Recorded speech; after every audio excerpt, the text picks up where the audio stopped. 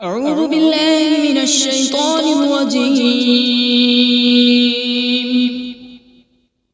بسم الله الرحمن الرحيم.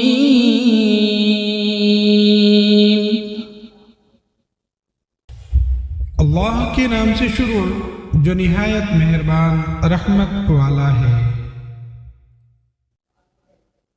الرحمن علم القرآن. رحمان نے اپنے محبوب کو قرآن سکھایا۔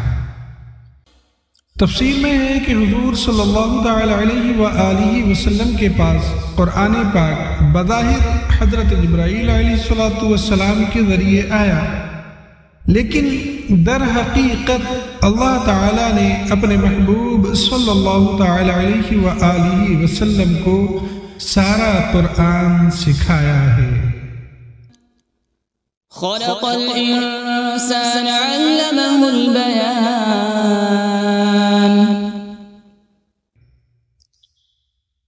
انسان کو پیدا کیا اور پھر اسے بیان سکھایا۔ یہاں انسان سے مراد حضور صلی اللہ تعالی علیہ وآلہ وسلم ہے، اور اگلی آیت میں بیان سے ما کان وما یکون، یعنی جو کچھ ہو چکا اور جو کچھ آئندہ ہوگا اس کا بیان مراد ہے۔ یعنی جو کچھ ہو چکا اور جو کچھ آئندہ ہونے والا ہے، اللہ پاک نے اپنے محبوب صلی اللہ تعالی علیہ وآلہ وسلم کو سارا بیان سکھایا۔ آگے فرماتے ہیں یا پھر انسان سے مراد حضرت آدم علیہ نبینا علیہ السلام ہے، اور بیان سے مراد تمام چیزوں کے نام اور تمام زبانوں یعنی لینگویجز کا بیان ہے۔ یا پھر یہاں انسان سے مراد جن سے انسان ہے، اور بیان سے مراد جو آپس میں بات کرنے گفتگو کرنے کی صلاحیت ہے وہ ہے کہ اس کی بات کرنے کی وجہ سے انسان دیگر حیوانوں سے ممتاز ہوا۔ الشمس والقمر بحسبان. سورج اور چاند حساب سے ہے، یعنی سورج اور چاند یہ اپنے حساب میں چلتے ہیں، جو اللہ پاک نے ان کا نظام بنا دیا، اسی نظام سے یہ چل رہے ہیں۔ والنجم والشجر يسجدان.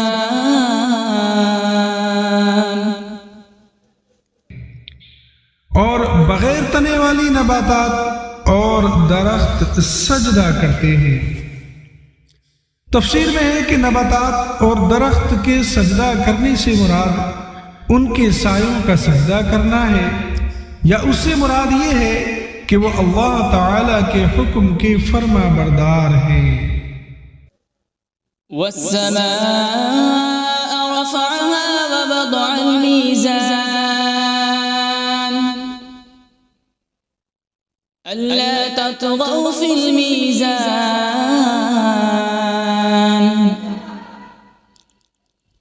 وأقيموا الوزن بالقسط ولا تخسروا الميزان.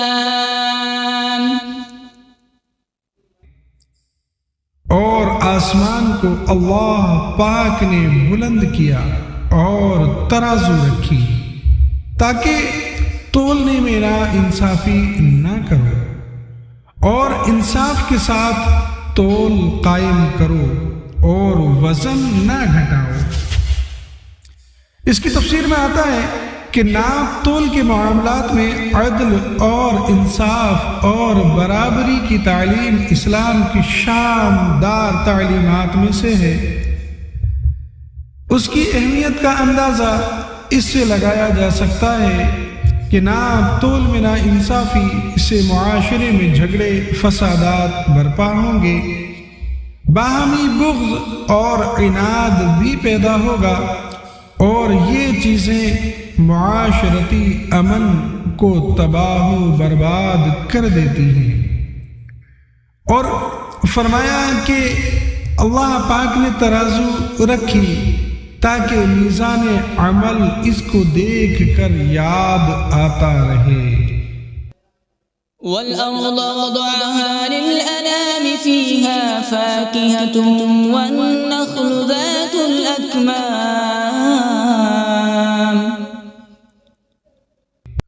اور اس نے مخلوق کے لیے زمین رکھی، اس میں پھل، میوے اور غلاف والی کھجوریں ہیں۔ والحب ذو العصف والريحان فبأي آلاء ربكما تكذبان۔ اور بھوسے والا اناج اور خوشبودار پھول ہیں۔ تو اے جنات اور انسانوں کے گروہ، تم دونوں اپنے رب کی کون کون سی نعمتوں کو جھٹلاؤ گے؟ خلق الإنسان من صلصال كالفخار۔ اس نے انسان کو ٹھیکری جیسی بجنے والی سوکھی مٹی سے پیدا فرمایا۔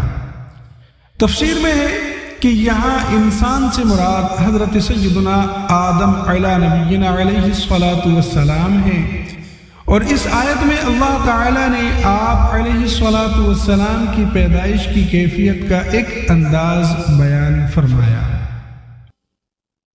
وخلق الجان من مارج من نار۔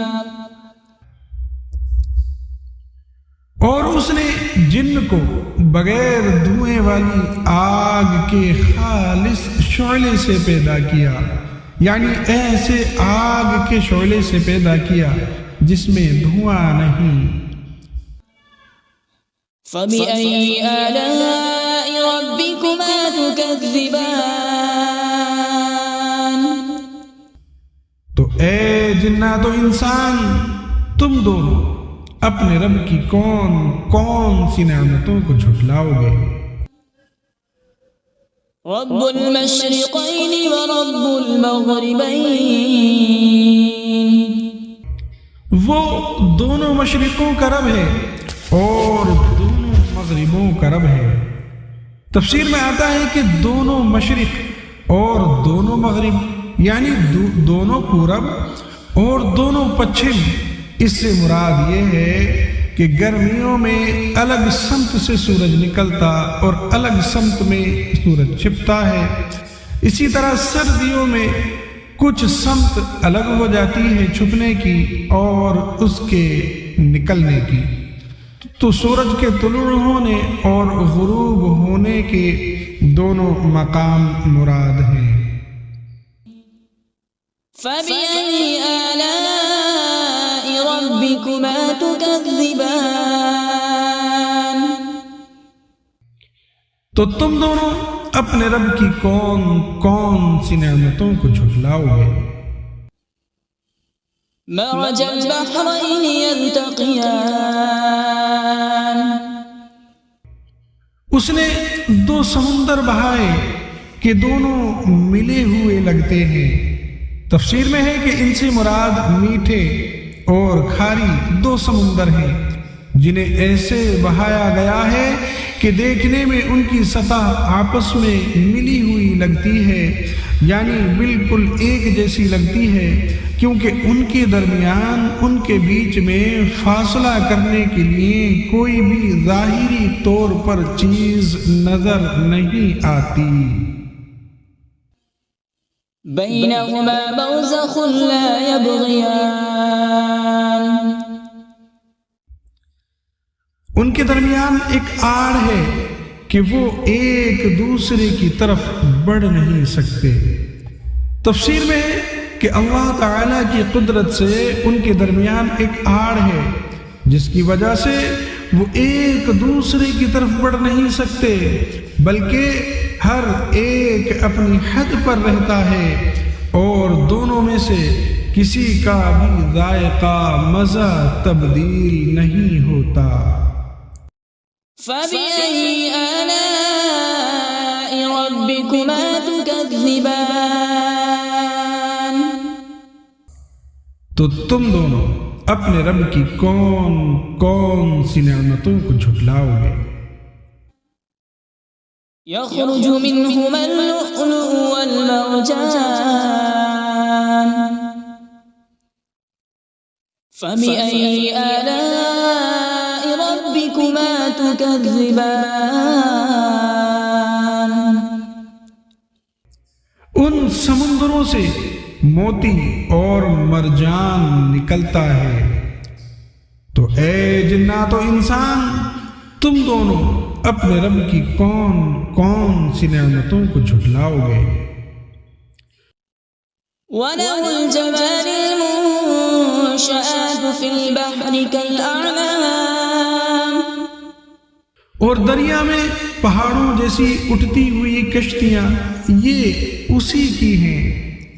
تفسیر میں ہے کہ اس سے مراد یہ ہے کہ جن چیزوں سے وہ کشتیاں بنائی گئی وہ بھی اللہ تبارک و تعالی نے پیدا کی، اور ان چیزوں کو آپس میں جوڑنے، کشتی بنانے اور کاریگری کرنے کی عقل بھی اللہ تبارک و تعالی نے ہی پیدا کی، اور دریاؤں میں ان کشتیوں کا چلنا اور تیرنا یہ سب اللہ پاک کی قدرت سے ہے۔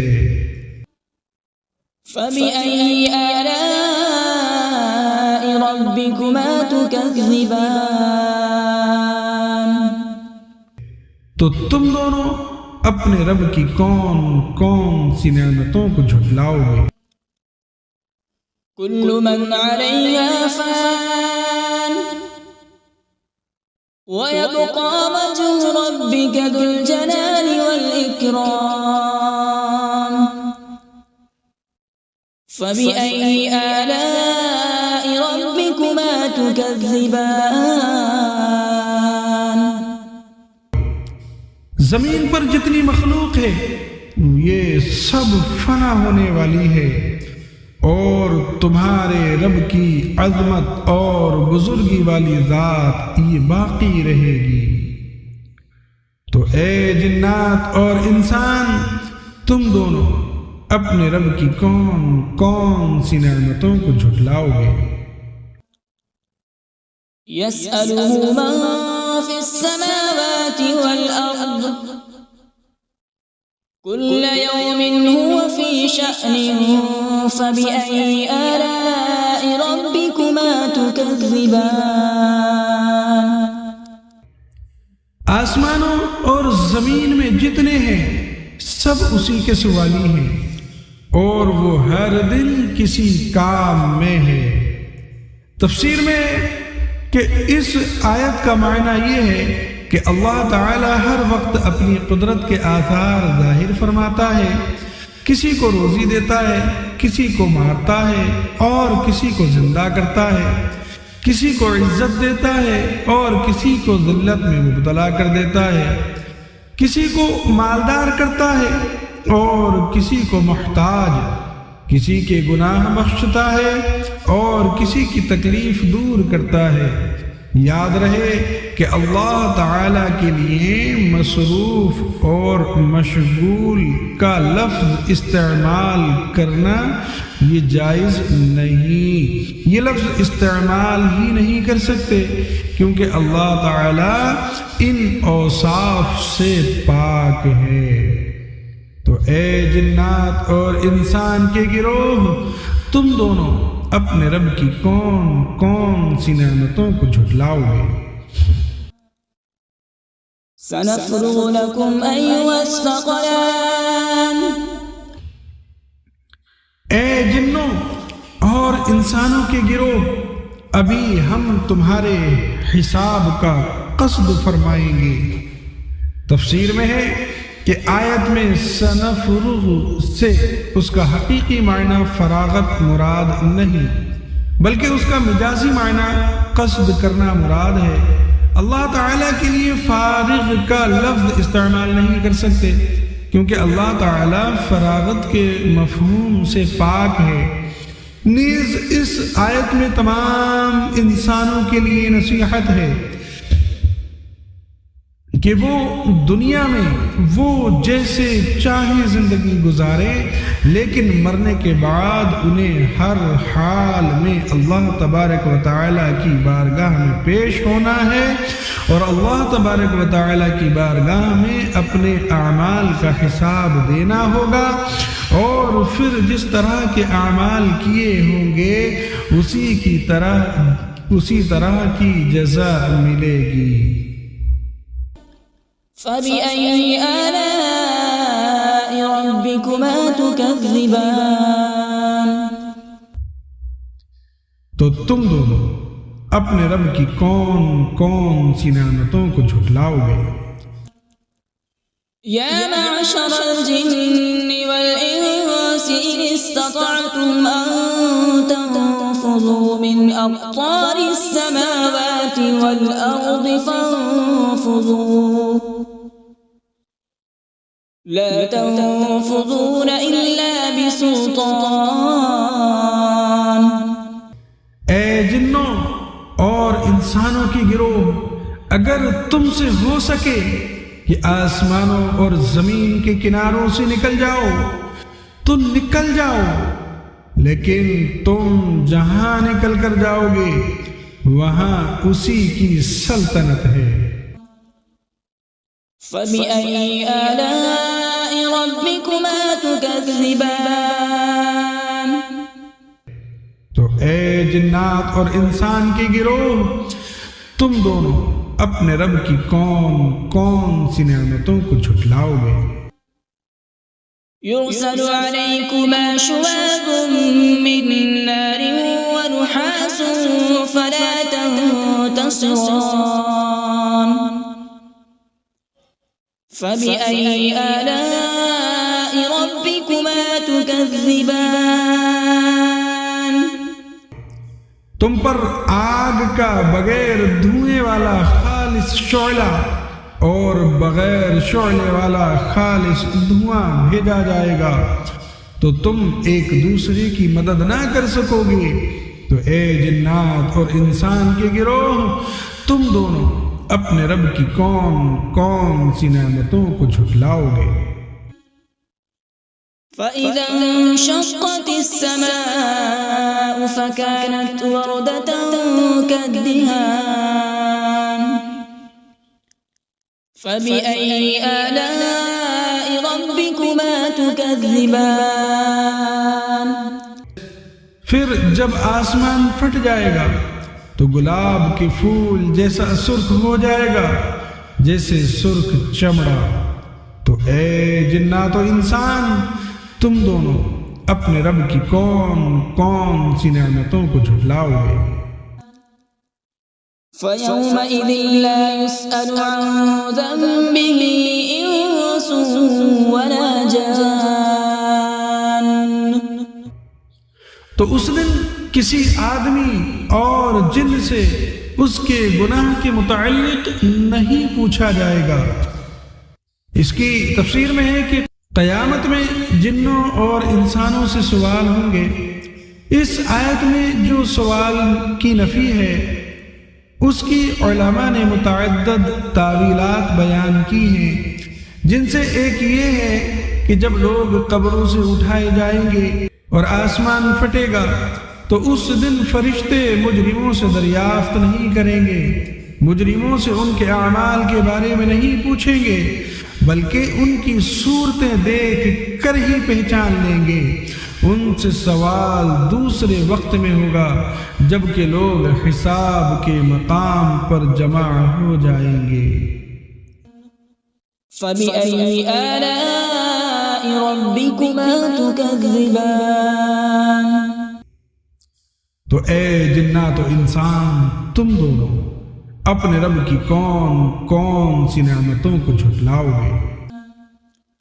يعرف المجرمون بسيماهم فيؤخذ بالنواصي والأقدام۔ فبأي آلاء ربكما تكذبان؟ مجرم اپنے چہروں سے پہچانے جائیں گے تو انہیں پیشانی اور پاؤں سے پکڑا جائے گا، تو تم دونوں اپنے رب کی کون کون سی نعمتوں کو جھٹلاؤ گے؟ هذه جهنم التي يكذب بها المجرمون يطوفون بينها وبين حميم آن فبأي آلاء ربكما تكذبان۔ یہ وہ جہنم ہے جسے مجرم جھٹلاتے تھے۔ جہنمی جہنم اور انتہائی کھولتے ہوئے پانی میں چکر لگائیں گے، تو تم دونوں اپنے رب کی کون کون سی نعمتوں کو جھٹلاؤ گے؟ وَلِمَنْ خَافَ مَقَامَ رَبِّهِ جَنَّتَانِ، اور جو اپنے رب کے حضور کھڑے ہونے سے ڈرے اس کے لیے 2 جنتیں ہیں۔ تفسیر میں آتا ہے کہ اس آیت کا معنی یہ ہے کہ جسے دنیا میں قیامت کے دن اپنے اللہ پاک کے حضور حساب کی جگہ میں حساب کے لیے کھڑے ہونے کا ڈر ہو اور گناہ چھوڑ دے اور فرائض کی بجا آوری کرے، تو اس کے لیے آخرت میں اللہ پاک 2 جنتیں عطا فرمائے گا۔ فَبِأَيِّ آلَاءِ رَبِّكُمَا تُكَذِّبَانِ۔ تو اے جنات اور انسان کے گروہ، تم دونوں اپنے رب کی کون کون سی نعمتوں کو جھٹلاؤ گے؟ ذَوَاتَا أَفْنَانٍ فَبِأَيِّ آلَاءِ رَبِّكُمَا تُكَذِّبَانِ۔ کہ وہ شاخوں والی ہیں، تو تم دونوں اپنے رب کی کون کون سی نعمتوں کو جھٹلاؤ گے؟ فِيهِمَا عَيْنَانِ تَجْرِيَانِ فَبِأَيِّ آلَاءِ رَبِّكُمَا تُكَذِّبَانِ۔ ان میں 2 چشمے بہہ رہے ہیں، تو تم دونوں اپنے رب کی کون کون سی نعمتوں کو جھٹلاؤ گے؟ فِيهِمَا مِن كُلِّ فَاكِهَةٍ زَوْجَانِ۔ ان دونوں جنتوں میں ہر پھل کی 2 قسمیں ہیں۔ تفسیر میں ہے کہ 2 قسموں سے مراد یہ ہے کہ بعض وہ پھل ہیں جو دنیا میں دیکھے گئے، اور بعض وہ عجیب و غریب پھل ہیں جو اس سے پہلے نہ کبھی کسی نے دیکھے، یا اس سے مراد یہ ہے کہ بعض پھل خشک ہیں اور بعض پھل تر ہیں، یا پھر فرمایا کہ اس سے مراد یہ ہے کہ بعض پھل خالص میٹھے اور بعض ترشی کی طرف مائل ہیں۔ فَبِأَيِّ آلَاءِ رَبِّكُمَا تُكَذِّبَانِ۔ تو تم دونوں اپنے رب کی کون کون سی نعمتوں کو جھٹلاؤ گے؟ متكئين على فرش بطائنها من استبرق وجنى الجنتين دان فبأي آلاء ربكما تكذبان۔ جنتی ایسے بچھونوں پر تکیہ لگائے ہوئے ہوں گے جن کے اندرونی حصے موٹے ریشم کے ہیں، اور دونوں جنتوں کے پھل جھکے ہوئے ہوں گے۔ تفسیر میں ہے کہ یعنی ان دونوں جنتوں کا پھل اتنا قریب ہوگا کہ کھڑا، بیٹھا اور لیٹا ہر شخص اسے چن لے گا، جبکہ دنیا کے پھلوں میں یہ خاصیت نہیں ہوتی۔ تو تم دونوں اپنے رب کی کون کون سی نعمتوں کو جھٹلاؤ گے؟ فيهن قاصرات الطرف لم يطمثهن إنس قبلهم ولا جان. ان جنتوں میں وہ عورتیں ہیں کہ شوہر کے سوا کسی کو آنکھ اٹھا کر نہیں دیکھتی، جنہیں ان کے شوہروں سے پہلے نہ کسی آدمی نے چھوا اور نہ کسی جن نے. اس کی تفسیر میں ہے کہ تقوی اور شرم و حیا عورت کا بہت بڑا کمال اور جنتی عورتوں کا عظیم وصف ہے. آگے فرمایا ان بیویوں سے مراد حور عین ہیں، کیونکہ وہ جنت میں پیدا کی گئی ہیں، اس لیے انہیں کسی نے نہیں چھوا ہوگا اور ان کے شوہر ہی انہیں چھوئیں گے. یہ بھی قول ہے کہ ان سے مراد دنیا کی عورتیں ہیں، انہیں دوبارہ کنواریاں پیدا کیا جائے گا اور پیدائش کے بعد انہیں کسی نے نہ چھوا ہوگا. فبأي آلاء ربكما تكذبان. تو اے جنات و انسان، تم دونوں اپنے رب کی کون کون سی نعمتوں کو جھٹلاؤ گے. كأنهن الياقوت والمرجان.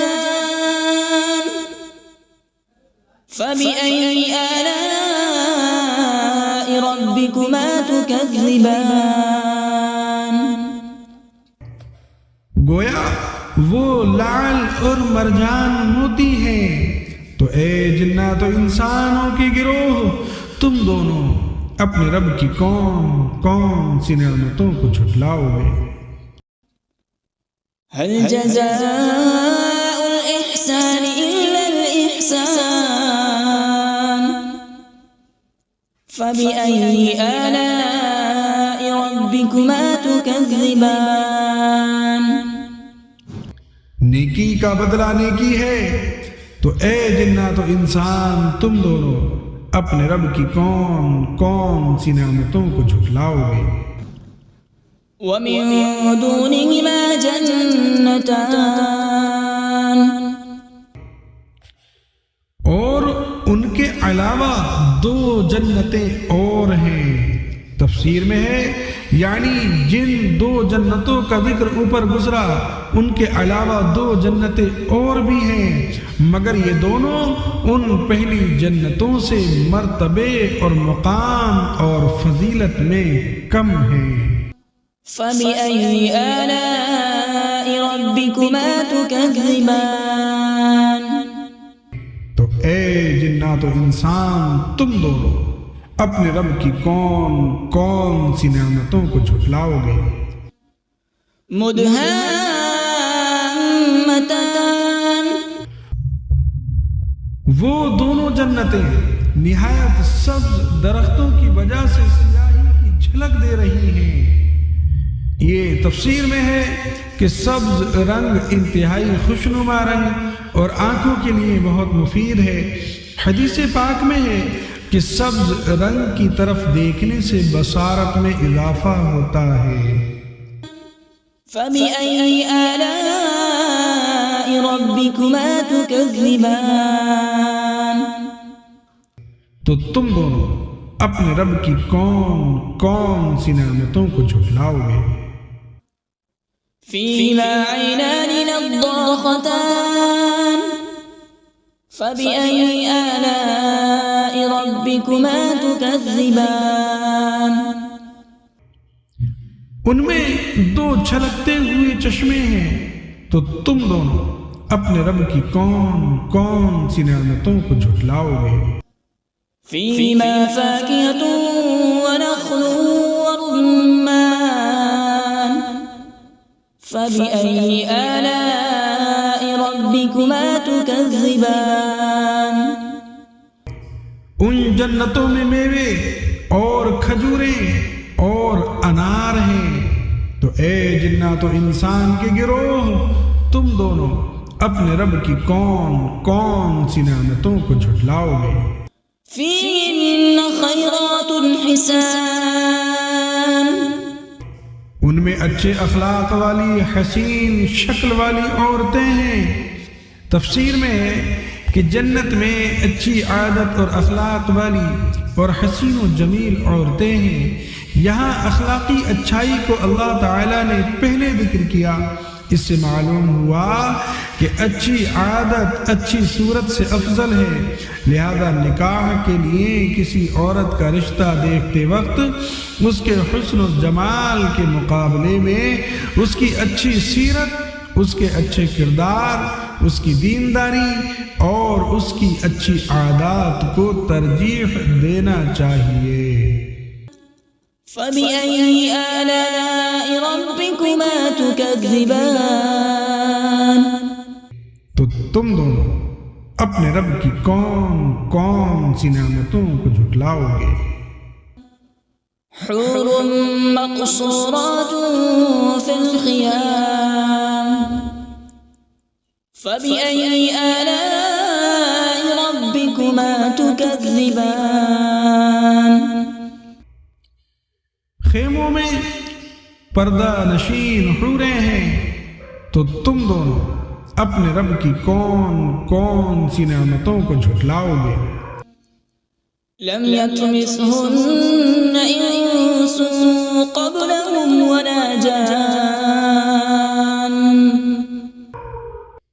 ان کے شوہروں سے پہلے انہیں نہ کسی آدمی نے چھوا اور نہ کسی جن نے۔ تفسیر میں ہے یعنی جیسے ان سابقہ دو جنتوں کی حوریں اپنے جنتی شوہروں کے علاوہ جن اور انسانوں کے چھونے سے محفوظ تھیں، ایسے ہی اب مذکورہ دونوں جنتوں کی بھی حوریں انسان اور جنات کے چھونے سے محفوظ ہیں۔ فَبِأَيِّ آلَاءِ رَبِّكُمَا تُكَذِّبَانِ،